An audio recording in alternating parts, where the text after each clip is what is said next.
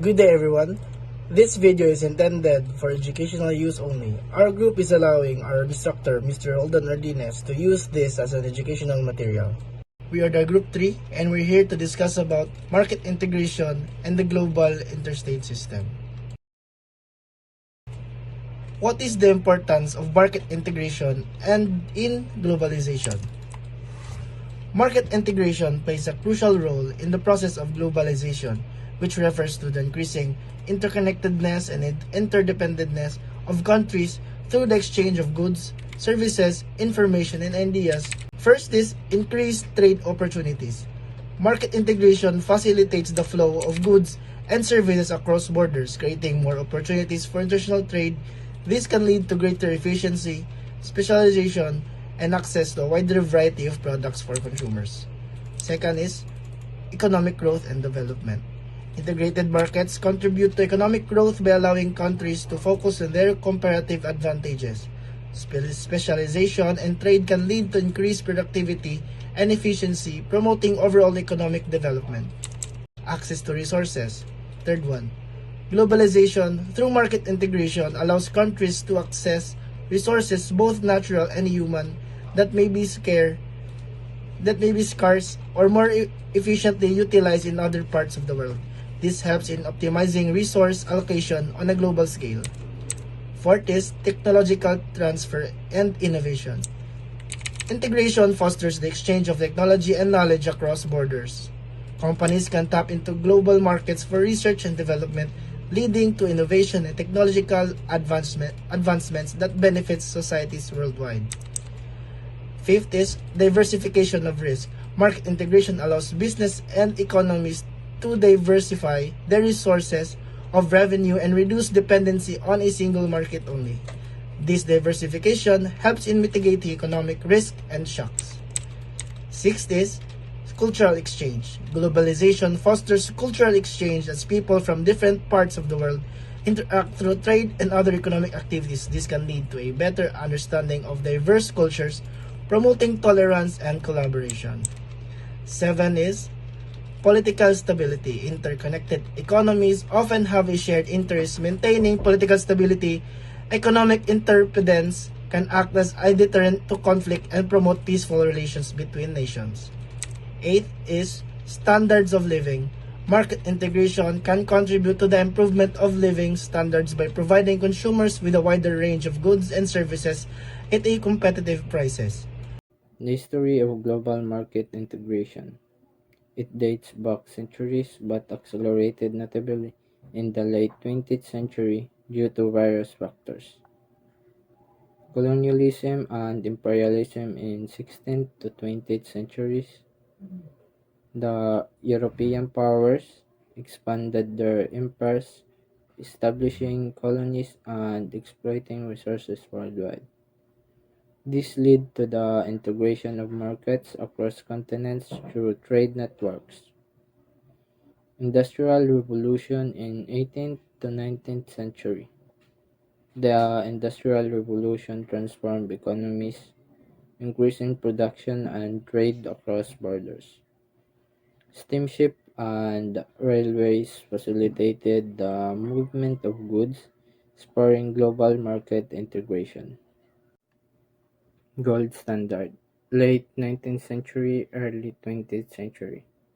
The adoption of gold standard standardized the currency while used internationally, facilitating trade and investment across borders.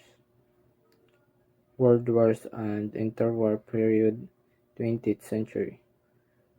World War One and Two disrupted global trade but also fostered economic cooperation and the establishment of international institutions like the International Monetary Fund (IMF) and the World Bank. Bretton Woods System in the 1944. The Bretton Woods Conference established a system of fixed exchange rates and laid the groundwork for international monetary cooperation, contributing to global market integration. Information technology revolution. late 20th century, the advent of Internet and the advancement in telecommunications dramatically reduced the communication costs, enabling instant global transaction and fostering the growth of multinational corporations. Trade agreements, 20th and 21st century. Various trade agreements like the General Agreement of Tariffs and Trades (GATT) and its successor the World Trade Organization (WTO) aim to reduce trade barriers and promote global market integration. And lastly, the financialization, late 20th century to present. The expansion of financial markets and the rise of complex financial instruments facilitated capital flows across borders, further integrating global market. So market integration can offer more various benefits in our economy. So market integration brings several benefits to an economy. Firstly, it promotes efficiency through the specialization of production. When countries focus on producing goods and services, they excel at overall productivity increases, leading to a cost reduction. Secondly, it fosters healthy competition. So as our borders open up, businesses face a larger market and more competitors.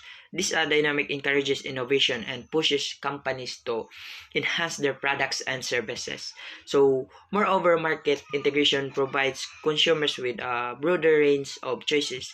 They gain access to a variety of products and services from different regions, leading to improved quality and affordability. A prime example is EE or European Union single market by eliminating trade barriers and facilitating a free movement of goods, services, capital among member states in EU has created seamless economic environment. So this has spurred economic growth, increased investment and enhanced cooperation among nations. So certainly another significant benefit of market integration in an economy is the potential for economies of scale. So when businesses operate in a larger market, they can increase their production levels, leading to lower average cost per unit. The scalability allows companies to take advantage and cost efficiency and in turn offer more competitive prices to consumers. So additionally, market integration can facilitate the sharing of knowledge and technology across borders. So as businesses collaborate and interact in a more interconnected market, there is an increased flow of ideas. So innovation and the best practices. So this cross-pollination of knowledge contributes to technological advancements and overall economic progress. So furthermore, market integration can act as a stabilizing force. So diversifying trade partners and markets can help mitigate impact of economy downturns in specific regions. So when an economy interconnected with others, it becomes less susceptible to isolated shocks, promoting resilience and stability. So in essence, it market integration not drives efficiency and competition, but also enables economies to harness economies of scale, fosters knowledge and exchange, and contributes to overall stability in face of economic challenges. Broad categories for globalization on business, driven by technological advancement, liberalization of trade, and investment. So, what is globalization of production? It refers to the trend of companies sourcing materials, labor, and other inputs from around the world to take advantage of cost efficiencies and specialized expertise. This can involve setting up manufacturing facilities in multiple countries or outsourcing various stages of production to different locations. For example, jute to the lower average labor and production costs in the Philippines. Multinational companies such as Nike produce their product there, and with that, Nike will market their goods at a lower or cheaper cost. So these are the other one example of globalization of production. Apple Incorporation manufacture its iPhone in various countries such as China, Vietnam, and India, sourcing components and labor from different parts of the world to optimize cost and access specialized skills. So let's talk about globalization of markets. So what is globalization of markets? It is refers to the increasing interconnectedness of consumer and markets worldwide. It involves companies expanding their reach beyond their domestic markets to sell products and services to consumers in other countries. This can be facilitated by factors such as advancement in communication technology, transportation, and trade liberalization agreements. So these are the example. McDonald's operates in over 100 countries worldwide, adapting its menu and marketing strategies to suit local tastes and preferences while maintaining a consistent brand image globally. And also a Coca-Cola company. It sells its beverage in virtually every corner in the globe, tailoring its marketing campaigns to resonate with diverse cultural backgrounds and consumer behaviors in different countries. In other words, the globalization of production focuses on the sourcing and manufacturing aspects, while the globalization of markets focuses on the distribution and sales aspects of business operating on a global scale. So, what is international financial institutions? International financial institutions, or IFIs, play a crucial role in the creation of the global economy by supporting private sectors in developing countries and fundings that promote sustainable development. They encourage entrepreneurial activities and help create dynamic and sustainable private sectors, which are essentials for economic growth and poverty reduction. Additionally, IFIs have begun to shift towards sustainability and climate resilience, aligning their investment portfolios with global climate goals and promoting policies that protects vulnerable people and ecosystem. The International Monetary Fund (IMF) and the World Bank are examples of such institutions that promotes global microeconomic and financial stability, provide policy, advice, and support long-term economic development and poverty reduction.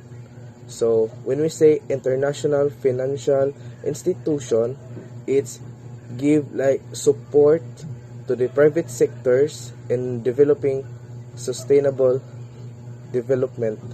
So let me give you an example of that. So in that case, shall we say shipping industries. Shipping industries is a big impact for the international financial institution to give a global economy and economic growth, because we all know that shipping is one of the major way to give a trade or to have export and import our products and to get the other products of the country. So, international financial institutions play a significant role in the shipping industry and the creation of the global economy. These institutions, such as bank and investment firms, provide essential financial service that supports the shipping industry, global trade, and economic growth. They offer financing, investment, and insurance service to shipping companies, which are vital operation and expansion of the industry.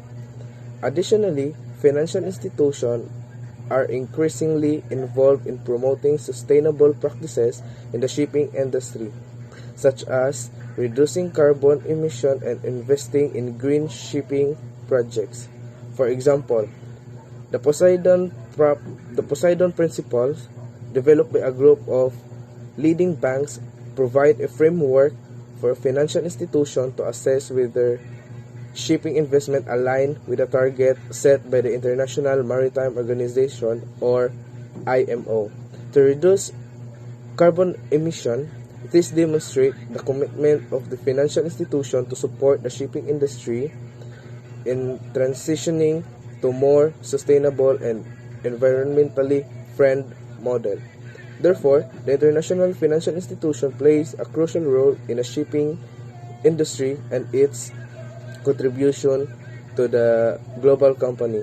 So some example of that is the Stolt company, like they have they get loan for the some institution or some organization that involves the financial, so that they can build or they can buy more ships. Or last I read an article, I read that the Stolt have a financing company that that pays 20 ships, I think 20 ships, new ships of this Stolt, so that they can help to trade more and help the economic growth. So we're gonna talk about what are the short history of the global market integration in 20th century.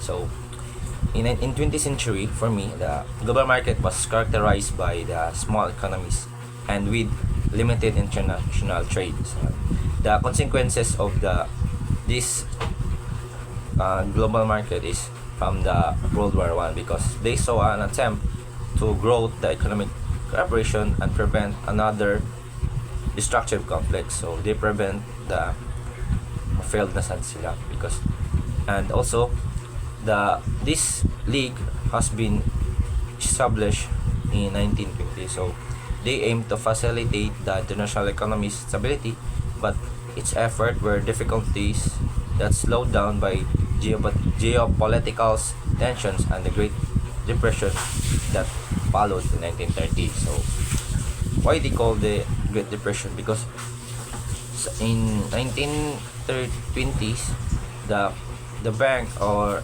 the other companies, we call us, or for me, is they lack of supply of money, I think. That's why they call the Great Depression, and the economies had been surrounded by financial stabilities. That's why the nation turned in toward employment protection measures such as tariff, or we call this a tax or a duty. So and trade restrictions. This retreat from international collaborations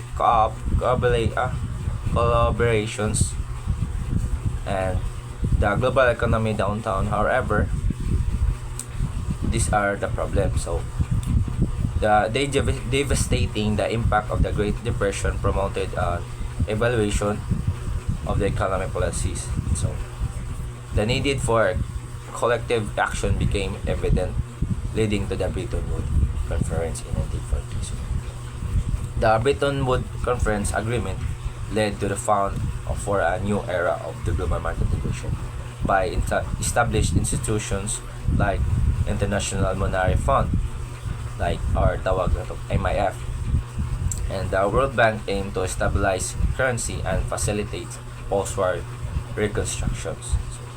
The conference also set the stage for the general agreement of the tariff and the trade.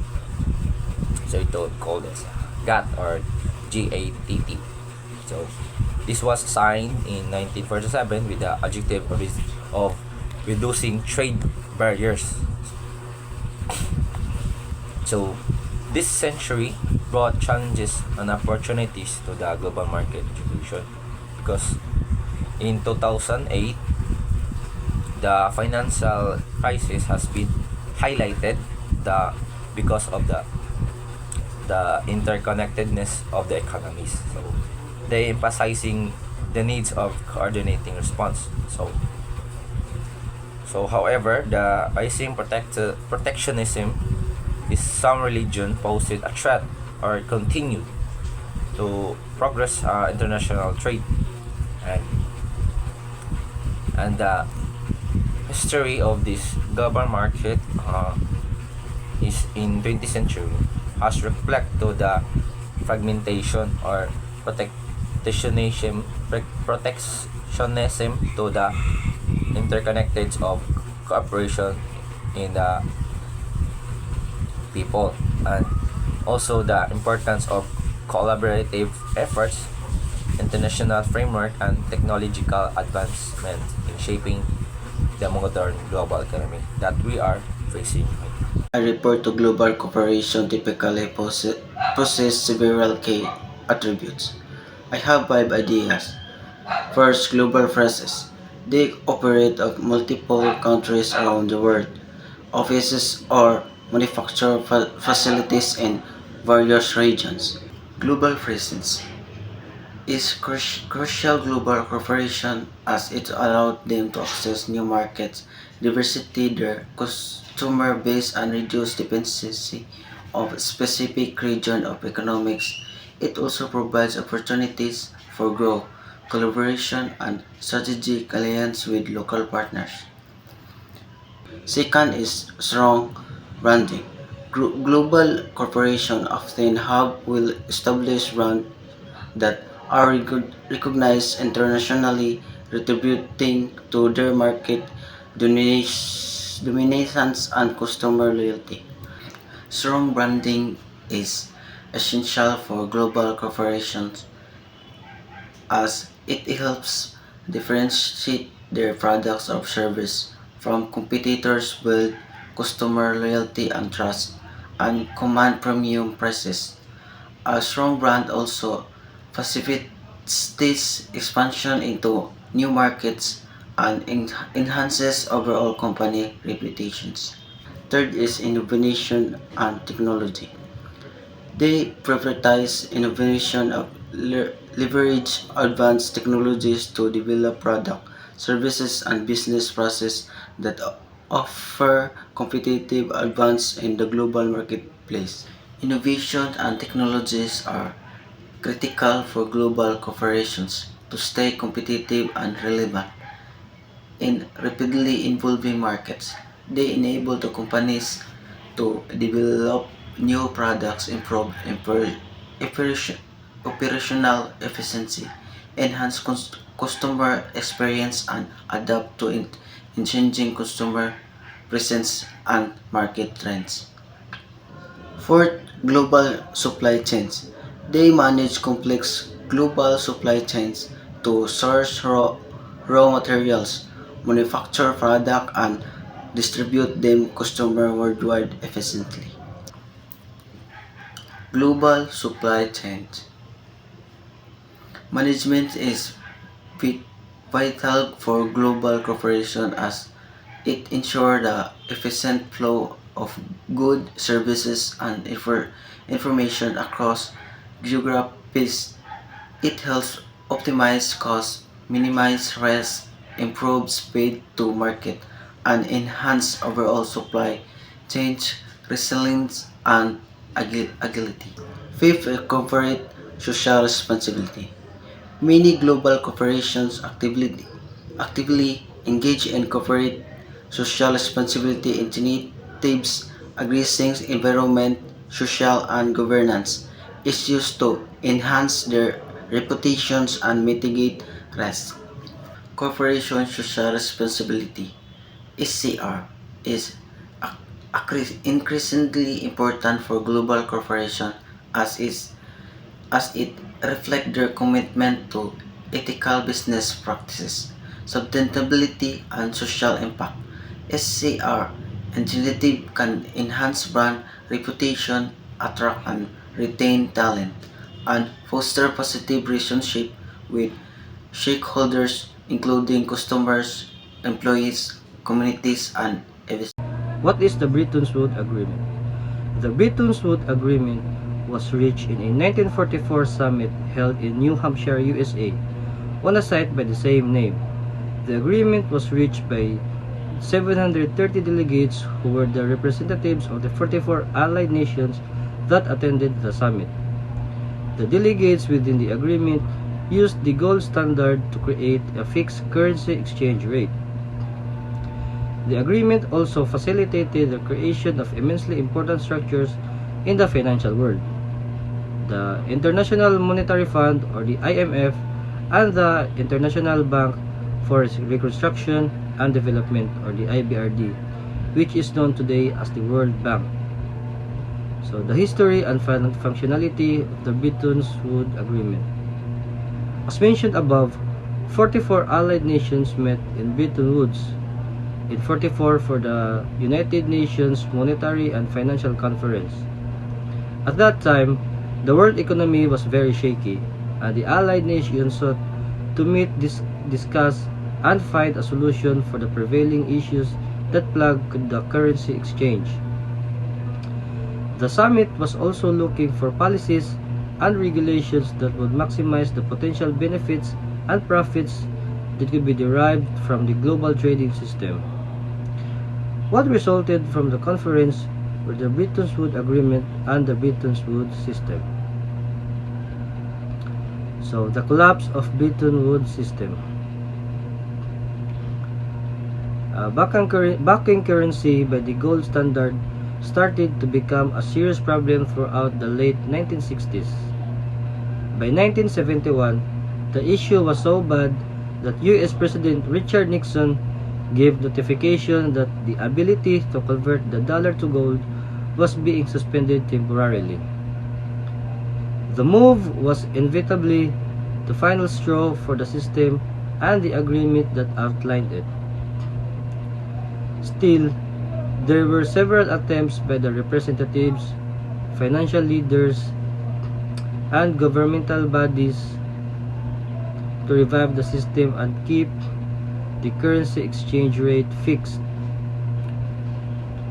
However, by 1973, nearly all major currencies had begun to float relatively toward one another, and the entire system eventually collapsed. The significance of the Bretton Woods System Agreement. Despite falling apart, the Bretton Woods Summit and Agreement are responsible for a number of notably important aspects in the financial world. First and foremost is the creation of the IMF and the World Bank. Both institutions remain vital to the global economy to this day. On a larger scale, however, the agreement unified 44 nations from around the world, bringing them together to solve a growing global financial crisis. It helped to strengthen the overall world economy and maximize the international trade profit.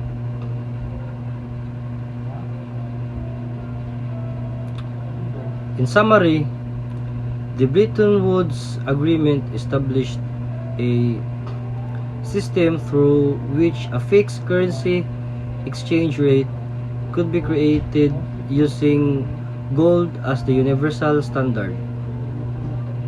Secondly, the agreement involved representatives from 44 nations and brought about the creation of the International Monetary Fund, or the IMF, and the World Bank.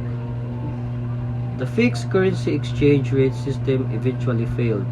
However, It provided much needed stability at the time of its creation.